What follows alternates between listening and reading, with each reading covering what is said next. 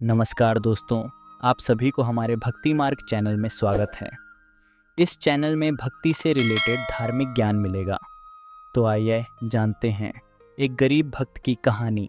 इस कहानी का नाम है तुरंत का दान महाकल्याण। ये कहानी सिर्फ कहानी नहीं है दोस्तों, ये कहानी हमारे ज़िंदगी में बहुत कुछ सीख देकर जाती है जो हम सभी के जीवन में काम आएगा। तो आइए सुनते हैं ये कहानी। गंगा नदी के किनारे स्थित एक छोटे से गांव में रामू नाम का एक गरीब किसान रहता था। रामू के पास थोड़ी सी ज़मीन और एक झोपड़ी थी। वह ईमानदार और भगवान का बड़ा भक्त था।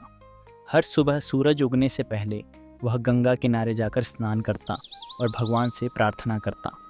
रामू की आर्थिक स्थिति बेहद खराब थी। फसल अच्छी न होने के कारण वह कई दिनों से भूखा था, लेकिन उसकी आस्था कभी कम नहीं हुई।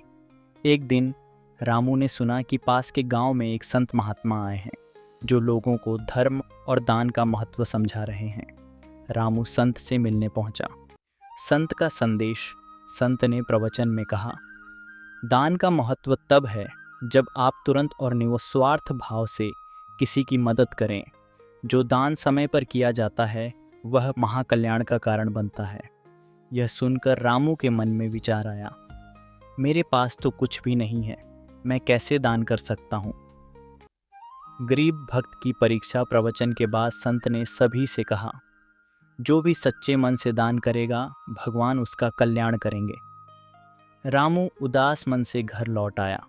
रास्ते में उसने देखा कि एक बूढ़ा भिखारी ठंड से कांप रहा है और भूख से बेहाल है। रामू के पास केवल एक मोटी चादर थी जो उसे सर्द रातों में बचाती थी। रामू ने सोचा, अगर मैं इसे दे दूं तो ठंड में कैसे रहूंगा। लेकिन संत ने कहा था कि तुरंत का दान महाकल्याण करता है। यह सोचकर उसने अपनी चादर उतारी और भिखारी को दे दी। भिखारी ने आशीर्वाद दिया और कहा, भगवान तुम्हारी हर मनोकामना पूरी करेंगे। चमत्कारिक बदलाव। अगले दिन रामू जब खेत पर गया तो उसने देखा कि उसकी ज़मीन पर फसलें लहलहा रही हैं। यह वही ज़मीन थी जो अब तक बंजर थी। वह हैरान रह गया। कुछ ही दिनों में उसकी मेहनत रंग लाई और उसकी फसल ने उसे इतना धन दिया कि वह गांव का सबसे संपन्न व्यक्ति बन गया।